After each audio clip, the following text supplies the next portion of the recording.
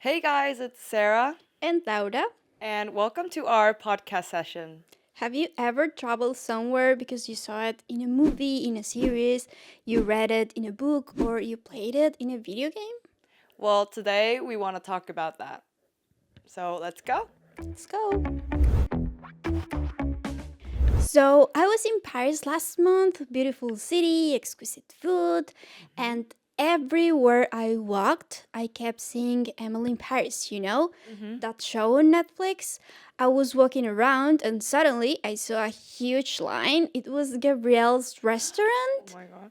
I can't believe it's an actual place with more fans than Michelin stars. Oh wow, nice. And that's not unique. Did you go to the Place de Estrabat, charming square, lovely bakery, take photos with the croissant? I mean, because it's Emily in Paris. The croissant photo, I did Mm-hmm. not. I Oh. thought about it. But then too many people were there doing the exact same thing. Oh, true. In that moment, I realized my trip was conditioned to a fictional story of some random character you kind of want to become. I was doing media tourism. Yeah, and actually, Paris is more than just Emily in Paris. It has a real history: the French Revolution, the Commune, the existentialist cafes, and now, as you just mentioned, it's just Emily's Paris. It does. But honestly, I feel that I was romanticizing the city because Mm-hmm. of the series as well. Also, over the years, a lot of media products have shown Paris as the city of love. You expect it to be the best place in the world, then you discover it is not, and you feel kind of sad. Wow, I mean, no wonder why there's this word called Paris syndrome. People are actually disappointed because they already have an image of Paris in their minds because of all the media production romanticizing the city. But then I wonder, is it just about fiction? Or why do people visit these cities with so much expectations from the media? Or is it the other way around? When does this fiction stop being fiction and start becoming heritage? Well, I felt so disappointed that I did some research, and Mm-hmm. that's exactly what the researchers from the Erasmus University Rotterdam, Reinders, and Van Els call imaginative heritage.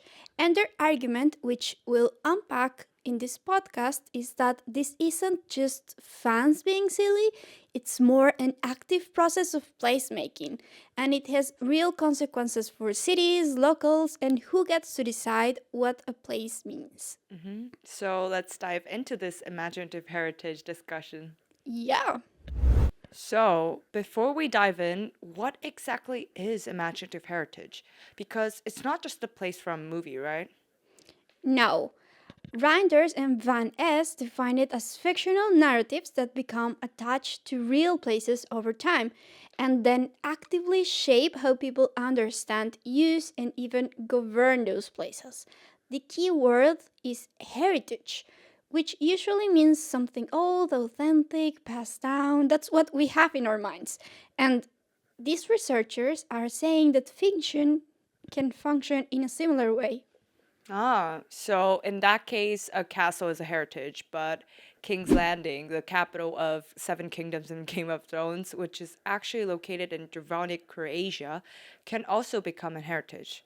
In that sense, media tourism isn't a passive response to popular culture, it's an active process of heritage making. Tourists don't just consume, they co produce. Yes, co production. Heritage isn't handed down by experts. It emerged from three actors working together: the media narratives themselves, the practices of tourists, such as walking, photographing, performing, and then local governance, which is how cities respond. Could be tours, branding, or even resistance. So, imaginative heritage is always a negotiation. It's never just the movie did this. The city and the tourists and the governments have agency as well. Exactly. It's interesting to note that it is not necessarily harmonic. It can involve tension as well. Okay, now I would like to talk more about specific examples and would like to start with Dravonic, the King's Landing, because we already kind of, mentioned it.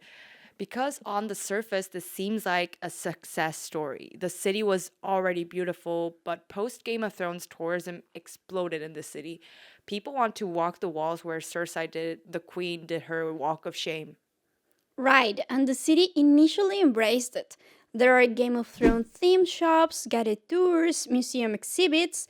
That's co production in action. The narrative, the tourists, and the local government aligned. Hmm. But there could be also some problems, right? I mean, we need to think about what gets displayed. Like, Dravonic is a living city. It has residents, schools, commuters, bakeries. But during these peak seasons, you can barely move. Locals have called this Disneyfication. Some have left because the old town became, I mean, simply unlivable. So the imaginative heritage, which is the King's Landing, started to change the identities of the city Dubrovnik. Exactly, and according to Reinders and Van S, imaginative heritage is never neutral. It selects some stories and it misses others. Dubrovnik's history includes the Yugoslav Wars, the 1991 siege, its Venetian and Slavic layers, but those don't sell t-shirts. The fictional violence of Game of Thrones is more commodified than historical situations we read in books. So the city is caught, they need the tourism revenue, but they are transforming their own identity.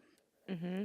And UNESCO has actually warned Dubrovnik about these over tourism. So now the city is trying to limit the cruise ships and the visitors. But the imaginative heritage has its own momentum. Like once the place becomes a King's Landing, it's very hard to make it just Dubrovnik again. Okay, now let's talk about Emily in Paris again, because it's not an epic fantasy, but a very lightweight Netflix comedy. But the effect on actual places has been real. Yes, Patch, the bakery, the fountain, these were normal, slightly off the beaten path spots. Now they are pilgrimage sites. People are taking Emily photos. It's a trend on Instagram. Yeah, I think I've seen those on Instagram. And those reactions from Parisians have been interesting. Some find it harmless, others find it very offensive. Not because of the show's quality, but because of it presents a sanitized, cliched, Americanized version of Paris. That's the key. Emily in Paris shows a Paris without poverty, without banlieue, these outskirts without racial diversity, without strikes, or real life complexity. It's a postcard version, or as Emily would say, a chic Instagram post version. And Yeah. that post now physically shapes tourist behavior. So the imaginative heritage isn't just a layer, it's a filter. Tourists come looking for Emily's Paris and don't see many more layers of it. And Reiners and Van Es would say this is about power, like who gets to author the imaginative heritage of a place. Like in Dubrovnik, the city had some negotiating power, while in Paris, the producer is a global streaming platform, Netflix. The city of Paris didn't co produce this heritage. They just woke up one day and found their squares turned into these sets. But we cannot lie, this has happened to Paris multiple times with other media products, just in different forms.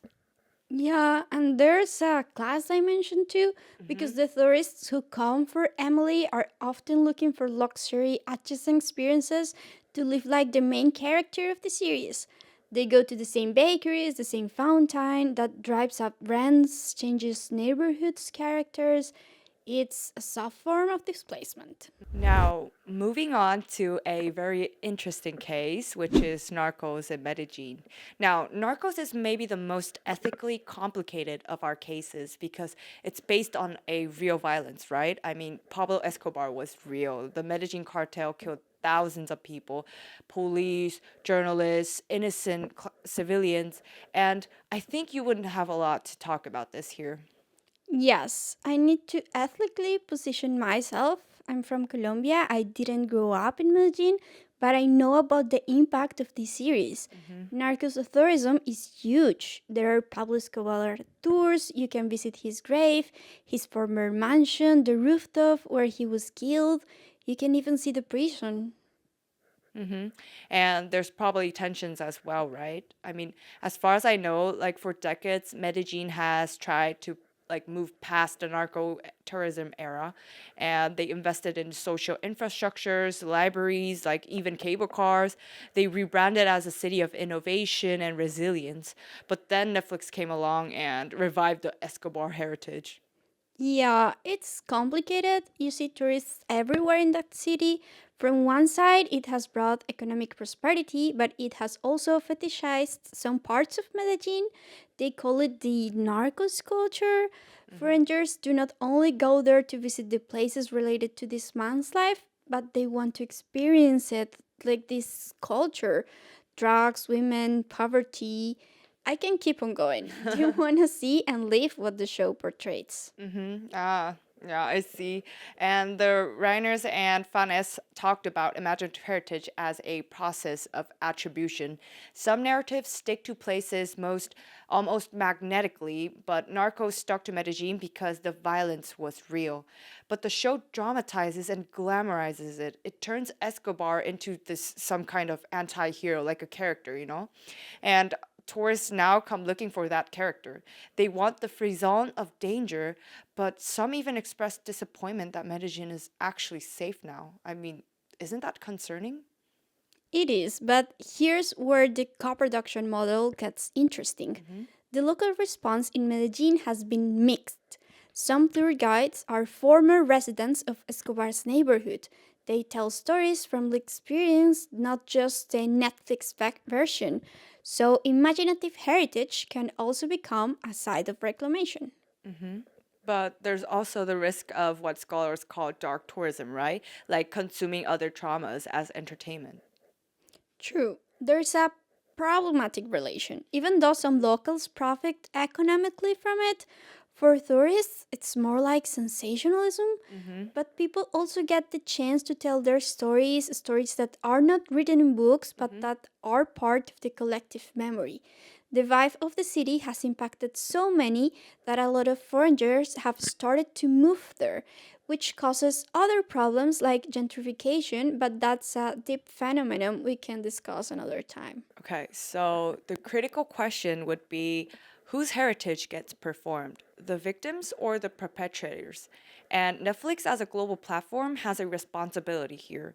I mean, but they mostly stay silent. Yeah, it's hard, sad, complicated. For our last case, we have a little bit different one, like one that you probably know about, which is Harry Potter. Yeah. Yeah, but the real cities like Edinburgh or London, we're not focusing on these cities. We're focusing on theme parks. The Wizarding World at Universal Studios. Hell yeah. I mean, Harry Potter theme parks are definitely something to talk about because it this is not imaginative heritage without a real city underneath. It's completely purpose-built, designed from scratch. And that changes everything. In Dubrovnik, the city existed before Game of Thrones, Paris has been there for ages, and in Medellin, the violence existed before Narcos series. But Hoxmexten and Diagonal Alley at Universal were never real, they're pure simulation. And yet, I've been there and they feel incredibly real. They are designed to be this delicate, like the snow on the rooftop is permanent, the butterbeer has a specific temperature. Every detail is designed to produce authenticity, but it's actually all manufactured. Yeah, Reinders and Van Es would say that heritage normally implies temporal depth, things that have lasted, but here the fiction of age is built in. The park has been old since its opening day, so is it still heritage? Yeah, I mean, that's the question. I would argue that it's a new form of heritage, something like corporate heritage. I mean, it's owned entirely by Warner Bros., right? Every bench, every shop, every smell is intellectual property. The tourists don't co produce, they validate. The parks tell you what to feel, and you just feel it. I would disagree a bit. Although tourists validate it, that's also a form of co production. If they were not there, it would simply have no meaning. Corporate heritage sounds good, but maybe not enough. What do you think? I mean, yeah, absolutely. But compare it to like Edinburgh, where Harry Potter heritage is much more informal compared to studio tours. Like you can walk to the graveyards where Rowling got the names, the local cafes where she wrote there. I mean, this makes the experience feel more open, less like controlled, and most importantly, it's free, but it's still shaped like by tourism and commercial narratives. And the heritage is co-produced by fans, locals, and the city organically. So Orlando is an imaginative heritage as a luxurious product, but Edinburgh is an imaginative heritage as commons, you know? Yeah, and that has consequences because if imaginative heritage because something you buy, then who gets excluded? A family who can't afford a $500 park ticket doesn't get to participate in this heritage. Yeah. That's a new kind of cultural inequality, I would say. Yeah, exactly. So, these were the four different examples of imaginative heritage, and what Reiner and Van S help us see is that in all four cases, the common thread is power. Like, who gets to tell the story? Who benefits economically? Whose memory is, I mean, erased? Yeah, in Dubrovnik, local government tried to co-produce but lost control. In Paris, Netflix co-produced without local consent. In Medellin, locals are trying to fight to reclaim the narrative. In Orlando, a company commodifies the narrative. So, if imaginative heritage is inevitable, I mean, and it seems to be, then the question isn't how to stop it. It's how to make it more democratic, more accountable, more aware of its own consequences and responsibilities. Yeah, that can be the role of critical media geography to ask who is this heritage for, who's living out, but also what, where, and who is it damaging. We didn't have time to talk about this, and also we didn't have time to talk about the environment, but there are definitely a lot of consequences that go beyond humans. Yeah, definitely true. So, where does this leave us? I mean, we're not saying don't visit Dravonic or don't enjoy the Harry Potter like studio tours, but maybe we visit it differently. What would that look like? I mean, maybe it means going to the Game of Thrones tour, but also visiting the museum about the 1991 Zeke. Maybe it means watching Narcos, but also reading about the victims. Maybe it means going to the Place de Estrabad, but then walking 20 minutes to a venue that never appeared on Netflix. Yeah, so follow the friction, go where the story doesn't fit the place, read different layers of the cities, and become more aware of locals and the consequences of this kind of tourism. Exactly. Because that's how we see the whole layers of the onion, you know? That was imaginative heritage, when fiction rewrites places. Thanks for listening, guys. Bye! Bye.